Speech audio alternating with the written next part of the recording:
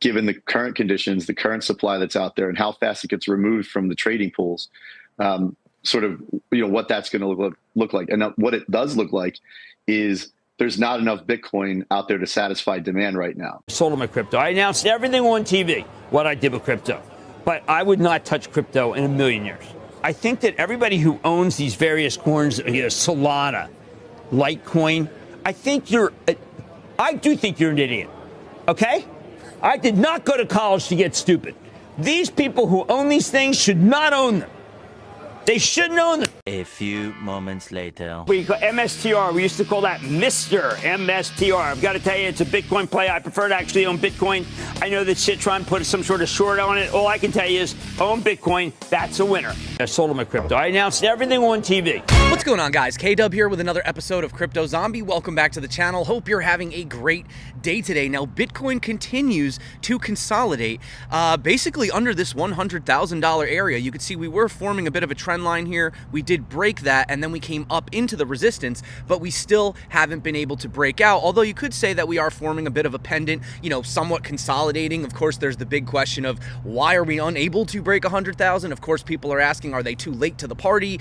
All the usual emotional questions that are being asked. Haven't made a video in a couple days. Did we miss anything? I think the only thing that we missed was Justin Sun ate a $6.2 million banana. 这一根全球最贵的香蕉，不仅仅是一象征性的行为，与此同时，更是对当代艺术和文化创新的致敬。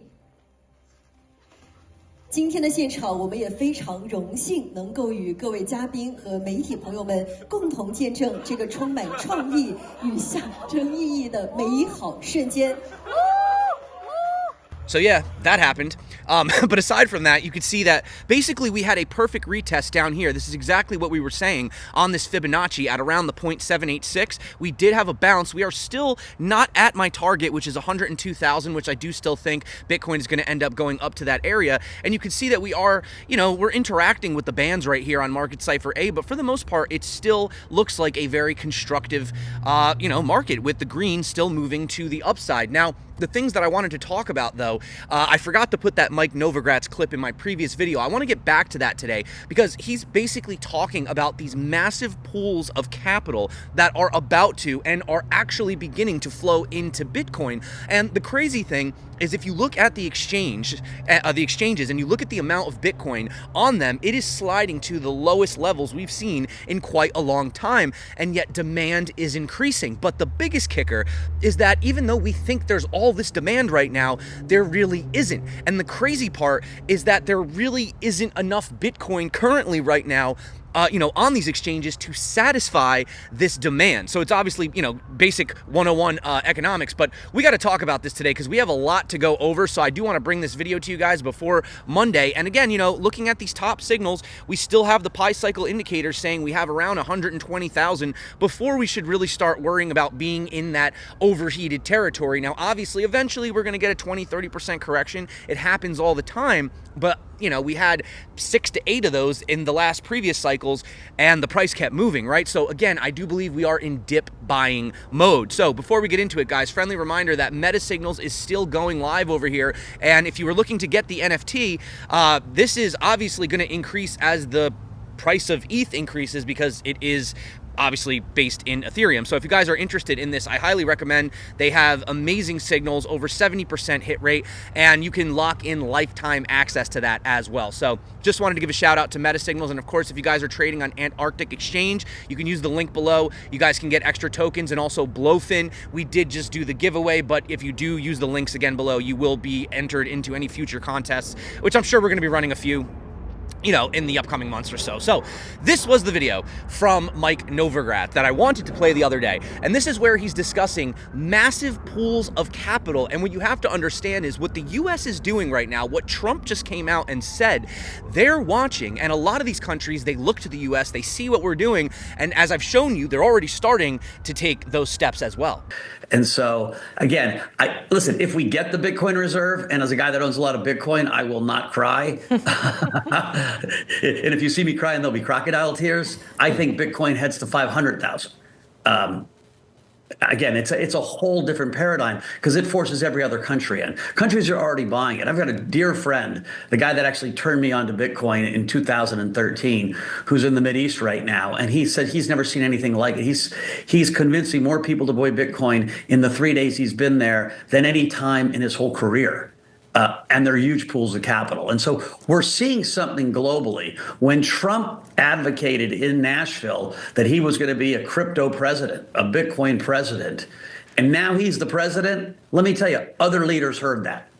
And so I think we're strapping in for what could be an amazing rally. And he personally says he doesn't really care about the strategic reserve, whatever, but ultimately he still sees Bitcoin hitting the market cap of gold. Yeah, so listen, the total market cap of gold, I think, is like 16 trillion, right?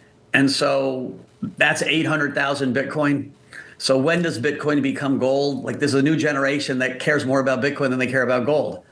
I'm turning 60 next week, and so I still own a bunch of gold. I'm an old guy, but let me tell you, no 40-year-olds on gold, no 30-year-olds on gold. And so as we see this generational shift, like Bitcoin should match gold within 5 or 10 years. And that gets you to 800,000. That's with current gold prices. I think gold's going higher. So this is the part that I was talking about when I was discussing Bitcoin balances on exchanges. You could see there has been more than $5 billion worth of Bitcoin that has been withdrawn from exchanges in just the past 3 days, right? So again, this is the logic. If you see Bitcoin getting deposited on exchanges, then usually that means someone's getting ready to sell. But when you see Bitcoin get taken off of the exchanges, maybe, I mean, we don't know where they're holding these funds. Maybe they're holding them in their own private wallets, whatever, but it signals usually that they're looking to hold, right? And also when you see influxes of like stable coins like Tether, usually they're looking to buy, right? So if we have the amount falling down, but we have it increasing demand, you can see right here, just looking at realized price bands like Crypto Quant points out, we usually end up at least dancing on this red zone right here, which is the upper band. And, you know, we've only kind of just been consolidating around the center band. So again, this still potentially puts $145,000 Bitcoin in play, right? But I wanted to talk about over here. So this is basically, who is this? This is Frank Spicer, right? And he was talking essentially about, you know, there's really not enough Bitcoin to sort of satisfy the demand, and he's seeing this from a first-person perspective. This cycle, the volumes don't correspond with previous trading volumes because you have these large institutional buyers in the market that are essentially disrupting previous models. And so what you have to do is you have to take a very near-term view and just look at, you know, given the current conditions, the current supply that's out there and how fast it gets removed from the trading pools, sort of, you know, what that's going to look like. And what it does look like is there's not enough Bitcoin out there to satisfy demand right now. You're having people move into the market. As soon as trades show up, they're getting taken. And then the floor that Bitcoin can drop to, normally the downside of trades look really steep, but you have these people with an appetite that will come into the market, and you're seeing funds snap up, you know, discounts because they know that the asset's eventually going to rebound and push higher. But that's not even the craziest part. Okay, we get it, supply versus demand, all that. Okay, demand's going up, not enough supply, so probably going to push the price up, right? Probably got a lot of guys looking to scoop up at these levels. But actually, if we come over here and we have a look at, this is Bruno Coratori from Hashdex, he actually went on to say that even though we're seeing this quote-unquote demand, it's still technically low. So would you say that there's not enough Bitcoin to meet the demand? Nicole, I think the demand is still low right now. You know, as much as people talk about Bitcoin, the truth is that most people don't own Bitcoin in any form. They don't own Bitcoin, you know, physical in their own digital wallets. They don't own ETFs. So the demand is still very low. We're still poised to see a lot more adoption of Bitcoin as an asset, as a store of value. And with this, this is going to be, of course, a big driving force in the price increase that we expect to see, maybe not in the coming weeks and months, but definitely in the coming years. So this is suggesting that it can only increase from this area, which is still crazy to think about. You know, you're still not having, you know, your friends call you up. I mean, realistically, for as long as I've been in Bitcoin and crypto, and everybody knows that I do it, really haven't heard from a lot of people regarding Bitcoin or the price of it or anything like that. And I still think that $100,000 psychological level is going to be what really is going to, sort of get the news talking about it. But, not even just talking about the psychological level of 100,000, just like, are you paying attention? Like Craig on Bitcoin says, Bitcoin now has a greater market cap than the Canadian dollar. So if that doesn't legitimize it, I am not sure, what does. But what is making it a lot more popular among these people is, for example, you have the Sotheby's CEO over here, and he says that people are actually waking up to the hidden tax, which is inflation. Right? Which is why he was talking about Bitcoin, but he specifically mentions why he got interested in learning about money and why Bitcoin is becoming more and more important. I can sell you a $20 million painting, but I can't tell you why a piece of code is money? That's an interesting paradox. So that was the journey. And so I dove deep and began to question, what is money exactly? I thought it was currency. I was wrong. And then what creates value? Why do things have value? What is it about us that ascribes value to things? And then I literally went down a rabbit hole. And it's actually not too far off what Michael Saylor or some of these people talk about, do 100 to 1,000 hours on it. And you really dive into podcasts and dive into the books and ask yourself, go on an intellectual journey about, what does all this stuff mean and why is it important? And then there's startling insights that I have now at age 59 that I didn't have at age 57 that came from this journey. You want an example? Mm-hmm. I didn't realize that if the average year the money printer goes, call it 8 to 10%, even in the Western countries, even in the OECD nations, and the average return on the S&P 500 is, call it 9-ish%, including dividends, maybe 9.7, maybe a little less, that it means that all of the work of the S&P 500, all of the value created there is actually the money printer. That to me was startling. I mean, to think about that, the fundamental notion that in a closed system or even an open system, when you're printing money at the rate of 8 to 10% a year, everything is losing value. And the things that appear to be gaining value are not gaining value. They're just keeping you even. So you can put all your money in the S&P 500 and you're not gaining any relative wealth at all. So this goes into the Michael Saylor approach, right? After studying Bitcoin for 1 hour, it's a cryptocurrency. 10 hours, but the governments will stop it. 100 hours, Bitcoin is digital gold. 1,000 hours, Bitcoin is not crypto. 10,000 hours, Bitcoin frees humanity from state control. And, we do have to remember how Bitcoin started. It essentially was a way to opt out of the traditional system, right? Granted, we knew at some point it was going to become adopted, but ultimately, it comes down to, your self-sovereignty, holding your own property, right? They can take your house, they can take your car, they can take your life, really, if they wanted to, but they can't take your Bitcoin, at least not if you have, the seed phrase up here. But, talking about just the technicals, I know I can go into charts, but, I'm just a guy on the internet. Bob Lucas, who is also just a guy on the internet, but he's a very well-known trader. I've been following him for quite some time, and he tends to be very level-headed when it comes to trading. He's not overly bullish, overly bearish, right? And I like his level-headed approach. And he goes, Bitcoin monthly chart. Have you seen a cleaner chart than this? Cycles, fundamentals, institutions, regulations, narratives, everything is aligned. This time could actually be different. But hell, you'd be 100% crazy to think or position like it is. So of course, taking the level-headed approach, but that begs the question, is this time different? I know those are scary words. You're not supposed to throw them around, but I would say, this is my, I feel like third cycle, something like that. I've lost track at this point, but I've been through many bear markets, 70 to 80% crashes down in my portfolio, 10, 20Xs on returns. I've seen it all, guys. And he goes on to say, something I think about this Bitcoin cycle, people focused on diminishing return over 4-year cycles and PTSD of the last cycle think that that's the setup for a big surprise.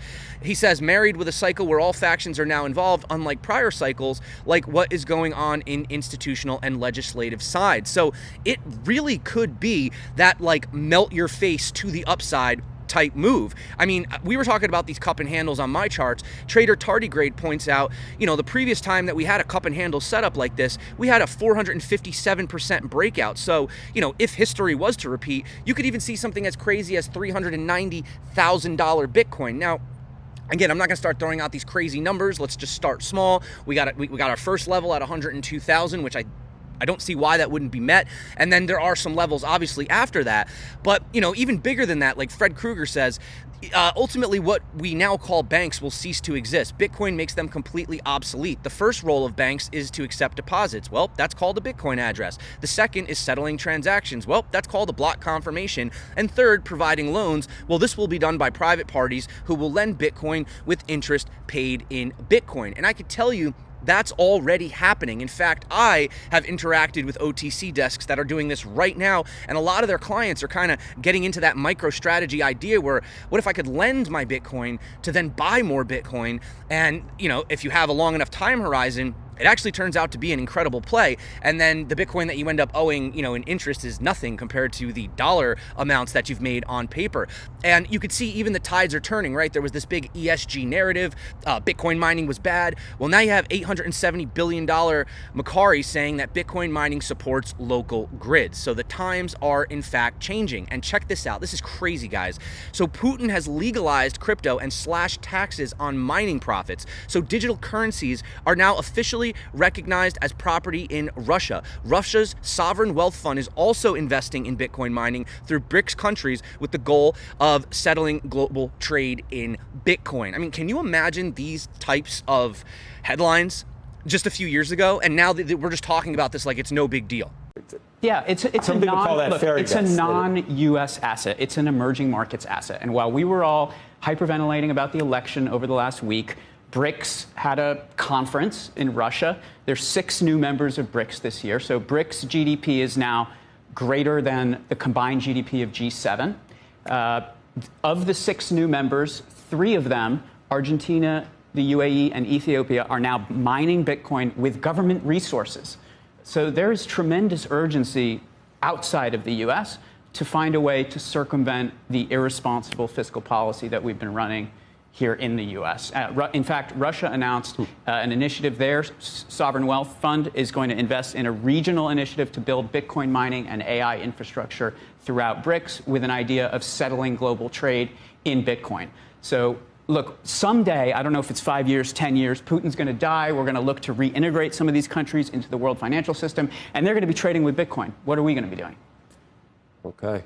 Like Stock Money Lizards point out, if you just look at the cycle top, it was usually around the area where the RSI would exceed this sort of 90 area, and we're still not even there yet. So, you know, this thing could keep sliding upwards all through the end of next year and potentially higher. And don't forget, when you take things out of the log scale and you look at, you know, like they say, the boring zone, the banana zone, they call it, right? The boring zone, the boring zone. Well, we just had that boring zone, and could we be starting the banana zone, right? And this is how crazy these charts actually get when you take them off of log. I mean, I know on log scale it looks a lot cleaner, but yeah, I mean, these moves are massive. They are literally rip your face off, you know, pumps, and then you could get these 30% corrections. I mean, you know, guys, Bitcoin has crashed 90% in the past. I mean, you remember this kid when Bitcoin crashed to $3?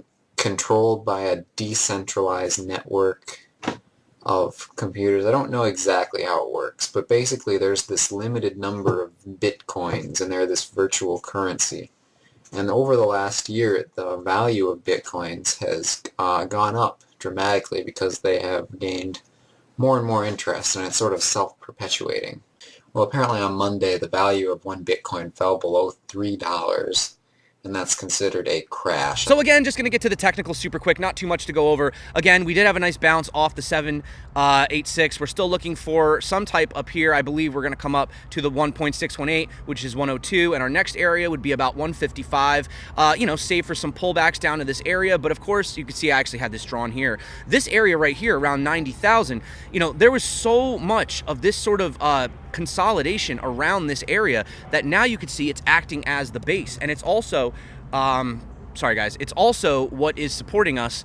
You can see on this band right here, and this is the lower time frames. Obviously, you got to zoom out on these things. If you zoom out to this nice clean channel, you could see that, yeah, we're probably going to come up somewhere around here. You know, try to put in a test. You know, we could still consolidate here longer. We could even come down to the bottom of the channel. It's possible, but for the most part, you know, it's been constructive. You know, higher highs, higher lows. So we're still obviously in a constructive pattern. I know, boring analysis. I don't really have too much to go over. This was the this was our cup and handle. Oops, excuse me. This was our cup and handle that we had drawn, right? And we were talking about the similarities down here. This was in the previous video. And yeah, still being supported on the daily EMA. Let's check the weekly. Yeah, so we dipped into it, but ultimately we're still having that move to the upside. We have a wave forming. RSI still could stay overbought, as you know, just because it's overbought now doesn't mean that, you know, it has to go down. I've seen things stay oversold for months, and I've seen Bitcoin stay overbought for months. You know, it's just it doesn't mean as soon as it hits that, okay, time to sell. And again, it's up to you. It's whatever your long-term play is. If you want to hold Bitcoin long-term, if you're just trying to, you know, cash in and cash out, again, you have to know your Bitcoin strategy.